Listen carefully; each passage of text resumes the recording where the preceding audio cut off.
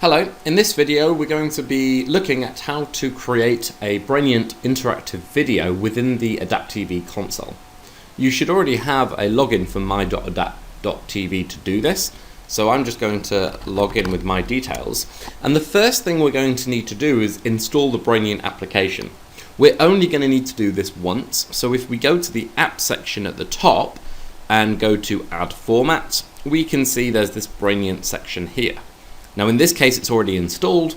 If it's not, it'd be a green box which says install, and you can click on that to install the application. Okay, so in this case there's nothing to do, so we'll go back to the add section and then we'll go into creatives. And from the creative screen I'm going to create a new linear video creative. So what we're going to do is call it AdaptTV Brainient Demo. I'm going to put it in a paused state, and under creative details, rather than uploading the video file here and saying it's first party served, we're going to select third party served, and we're going to select the Brainient format.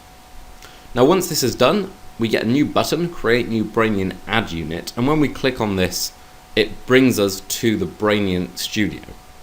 So we can give the video itself a title. We're going to call it Samsung Interactive Advert. And then we have three options. We can either select no video, which we'll do if it's an ad selector, where you can give the user a choice of 3 videos to watch. Or we can link to an existing video, such as an already existing YouTube video. Or finally, we can upload our own video file. So in this case, I have an MP4. We accept all popular video formats. We can automatically convert them. So I'm going to upload the video file, and I'm going to take the next big thing, which is the new Samsung Galaxy advert. Okay, we can also enter a click-through URL for the pre-roll if we want. And we can add impression trackers and also click trackers. So in this case I'm going to add the video, and this is where it uploads the video.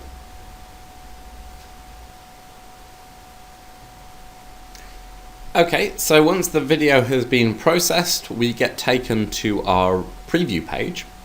Now we get a bit of information here in terms of the reporting.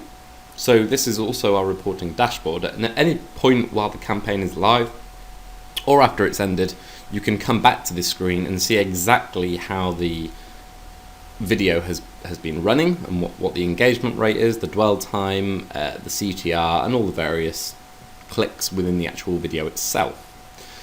Looking above that, we have two things. Firstly, we have a preview of the video, so if I click play, it's just going to show us our advert. And there we go. So let's pause that. And on the right hand side, we have our VAS tag and our embed code. So we don't have to worry too much about that within the AdaptTV console, but what we are going to do is edit the video in the studio. So clicking the edit button opens up the Brainient studio. Okay, so this is what the studio looks like, and in the studio we can add different engagement applications on the top left, but we can also add different click-through applications. And so these are just having the ability to add a CTA which takes the user to an external site.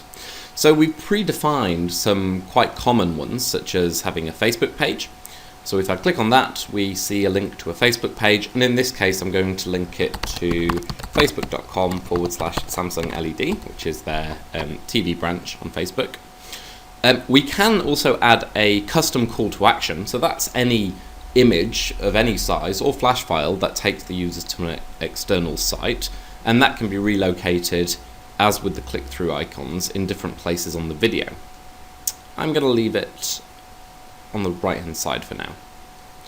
If we go further up, the engagement applications give us some extra bits of functionality, like having extra video content with a YouTube gallery, having data capture with a poll or a contact form, a product carousel, or even a live Twitter feed. So we'll use a Twitter feed and we'll get tweets from Samsung TV, which is their official Twitter account. So that's fine. Now what that means is we have two icons on the right hand side that gives the user extra functionality. What I'm actually going to do is go into the settings at the top left, click on microsite, and I'm going to have a microsite call to action. So I'll use our more info button, and I'm going to put it at the bottom right for now. Now obviously I don't have any official assets, so this is just an example, but we can also change the color scheme for the actual microsite, including the background, the colors of the actual main windows, and the text color within the engagement applications. So what I'm going to do now is save the page and preview it. And we can now see that when the video is playing, a CTA is showing on the video. And when I click the CTA, we now get a small microsite with two options. We get the latest tweets, where we can see the tweets and even tweet ourselves. And we also get a link to the Facebook page, which would then allow a pop-up to Facebook. So now we can see it's opened up Facebook. And if I go back to the video, the microsite's still there, and if we close it, the video keeps playing. Okay, so we know the video works, and we can also resize it, see how it looks in different players, which is good. And we can now exit out the preview by clicking the close preview button, close the editor, and now that's all done. If I click the close button at the top right, we can see the status changes to active, which means this video is now ready to go live. Thanks for watching, and if you have any questions, please contact us, hello@brainient.com.